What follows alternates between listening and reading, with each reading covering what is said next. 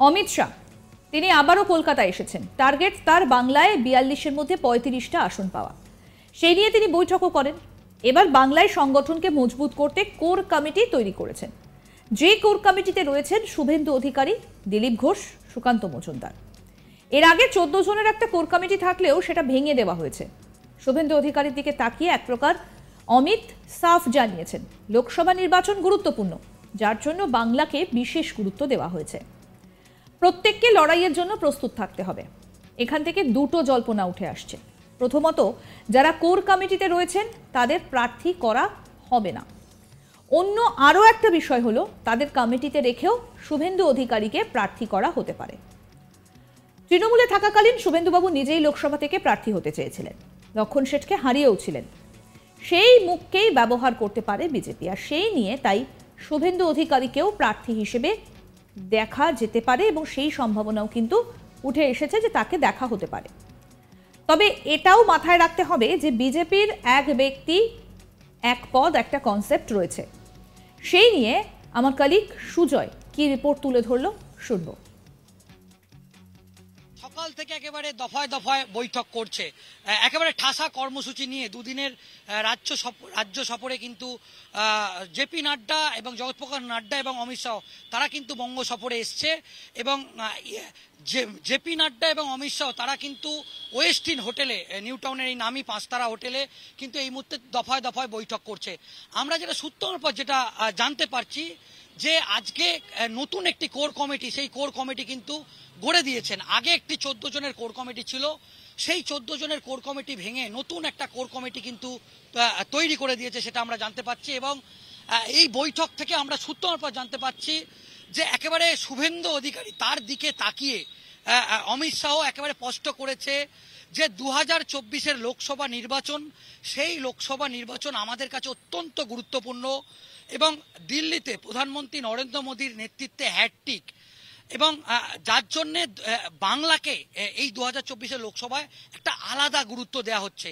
এবং আমরা জানি যে ৩৫টি আসন এ রাজ্য থেকে টার্গেট বেঁধে দেওয়া হয়েছে।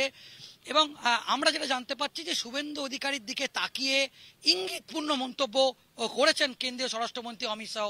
একদম স্পষ্ট করেছে যে ২০২৪-এর লোকসভা নির্বাচনে প্রত্যেককে লড়াইয়ের জন্য প্রস্তুত হতে হবে, প্রস্তুত থাকতে হবে। এবং সেক্ষেত্রে শুভেন্দু অধিকারীর দিকে কি ইঙ্গিত সেটা কিন্তু স্পষ্ট হবে আর কিছুক্ষণের মধ্যে। আমরা যেটা সূত্রের পর জানতে পাচ্ছি যে নতুন যে কোর কমিটি তৈরি হয়েছে, সেই কোর কমিটিতেও কিন্তু শুভেন্দু অধিকারী, দিলীপ ঘোষ, সুকান্ত মজুমদারকে রাখা হয়েছে। এবং বিশেষ করে দিলীপ ঘোষকেও জায়গা দেওয়া হয়েছে, দিলীপ ঘোষের গুরুত্ব বাড়ানো হয়েছে। এই নতুন কোর কমিটির একটা সুবিধা আছে, একটা অসুবিধা আছে। এটা হতে পারে যাদেরকে নতুন কোর কমিটিতে নিয়ে আসা হয়েছে তাদেরকে ২০২৪-এ প্রার্থী করা হবে না। আবার এটা হতে পারে যে তাদেরকে কোর কমিটিতে রেখেও শুভেন্দু অধিকারীর মতো একটা গুরুত্বপূর্ণ মুখ, আমরা জানি যে পূর্ব মেদিনীপুরে শুভেন্দু অধিকারী নন্দীগ্রাম বা পূর্ব মেদিনীপুরে একটা দুর্গ বলা যেতে পারে। এবং শুভেন্দু অধিকারী তিনি নিজে যখন তৃণমূল কংগ্রেসে ছিলেন তখন তিনি লোকসভায় প্রার্থী হয়েছিলেন, তমলুকে তিনি লোকসভায় দাঁড়িয়েছিলেন। এবং দোর্দণ্ড প্রতাপ লক্ষণ শেঠের মতো সিপিএমের দাপুটে নেতা, তাকে তিনি হারিয়েছিলেন। এবং শুভেন্দু অধিকারীর একটা এক্সপিরিয়েন্সও আছে। এবং আমরা জানি যে পূর্ব মেদিনীপুরে 2টি লোকসভা কেন্দ্র আছে, একটি হচ্ছে তমলুক, একটি হচ্ছে কাঁথি। এবং সেখানে বিজেপির যে এই মুহূর্তে বিজেপি সংগঠন অত্যন্ত শক্তিশালী।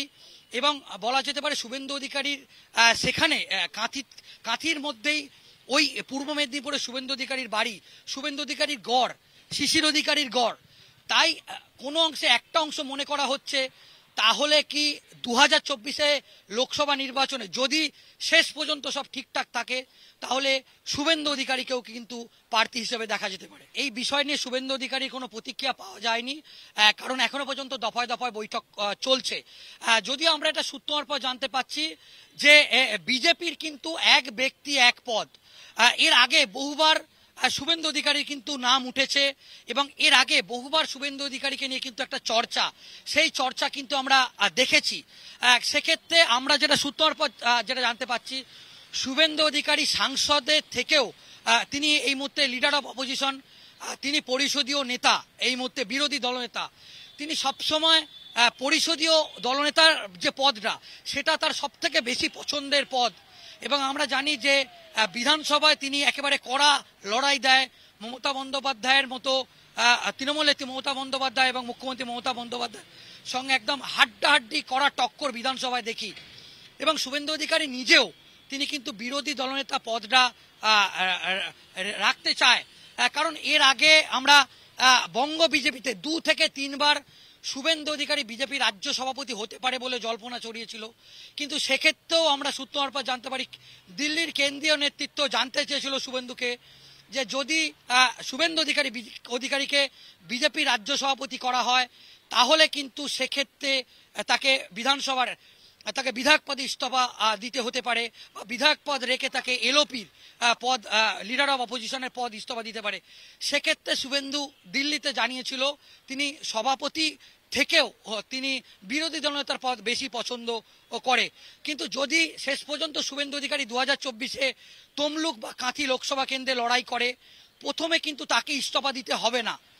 কিন্তু জয়লাভ করার পর যদি দিল্লি শুভেন্দু অধিকারীকে বাংলার রাজনীতি থেকে একেবারে দিল্লির রাজনীতিতে নিয়ে যায়, সেক্ষেত্রে 2026-এ ফের শুভেন্দু অধিকারীকে লড়াই ময়দানে আবার নামানো যেতে পারে। এবং সূত্র মারফত খবর, যদি শেষ পর্যন্ত শুভেন্দু অধিকারী 2024-এর লোকসভা নির্বাচনে লড়াই করতে চায় বা রাজি হয়, বা শেষ পর্যন্ত যদি কাঁথি বা তমলুকে লড়াই করেন, যদি জয়লাভ করে, তাহলে শুভেন্দু অধিকারীকে হেভিওয়েট কেন্দ্রীয় মন্ত্রী পর্যন্ত করার আশ্বাস দিচ্ছে কেন্দ্রীয় নেতৃত্ব অমিত শাহ। এবং সেক্ষেত্রে শুভেন্দুর শেষ পর্যন্ত কি সিদ্ধান্ত না শুভেন্দু অধিকারী, সেটা কিন্তু বড় বিষয়। কিন্তু শুভেন্দু অধিকারী বরাবরই তিনি বিরোধী দলনেতার যে পদে আছে সেই পদে থাকতে বেশি পছন্দ, সেটা কিন্তু আমরা বারবার জানি। অমিত শাহ কলকাতায় এসেছেন, ঠাসা কর্মসূচি, টার্গেট বাংলায় 42-এর মধ্যে 35টা আসন। সেই নিয়ে তিনি দফায় দফায় বৈঠক করেছেন আর বাংলা সংগঠনকে মজবুত করতে কোর কমিটি তৈরি করেছেন, যে কোর কমিটিতে রয়েছেন শুভেন্দু অধিকারী, দিলীপ ঘোষ, সুকান্ত মজুমদার। এর আগে 14 জনের একটা কোর কমিটি থাকলেও সেটা ভেঙে দেওয়া হয়েছে। শুভেন্দু অধিকারীর দিকে তাকিয়ে এক প্রকার অমিত শাহ সাফ জানিয়ে দিয়েছেন লোকসভা নির্বাচন গুরুত্বপূর্ণ, যার জন্য বাংলাকে বিশেষ গুরুত্ব দেওয়া হচ্ছে। প্রত্যেকে লড়াইয়ের জন্য প্রস্তুত থাকতে হবে। আর এখান থেকে দুটো জল্পনা উঠে আসছে। প্রথমত, যারা কোর কমিটিতে রয়েছেন তাদের প্রার্থী করা হবে না। অন্য বিষয়টা হচ্ছে তাদের কমিটিতে রেখেও শুভেন্দু অধিকারীকে প্রার্থী করা হতে পারে। তবে তৃণমূলে থাকাকালীন শুভেন্দুবাবু নিজেই লোকসভা থেকে প্রার্থী হতে চেয়েছিলেন, লক্ষণ শেঠকে হারিয়েছিলেন। সেই মুখকেই ব্যবহার করতে পারে বিজেপি। আর ইতিমধ্যে সেই জল্পনাও কিন্তু উঠে আসছে। যদি শুভেন্দু অধিকারীকে দিল্লির রাজনীতিতে নিয়ে যাওয়া হয়, তাহলে তার মুখ্যমন্ত্রী হবার যে স্বপ্ন, সেটা কি স্বপ্নই থেকে যাবে? ভবিষ্যৎ এর উত্তর দেবে। আরও আপডেট পেতে আজ তাক বাংলার ইউটিউব চ্যানেল সাবস্ক্রাইব করুন, নোটিফিকেশন পেতে বেল বাটন অপশন প্রেস করুন। এই ভিডিও সম্পর্কে আপনাদের মতামত জানান, কমেন্ট করুন, শেয়ার করুন, হোয়াটসঅ্যাপে ফলো করুন আজ তাক বাংলা।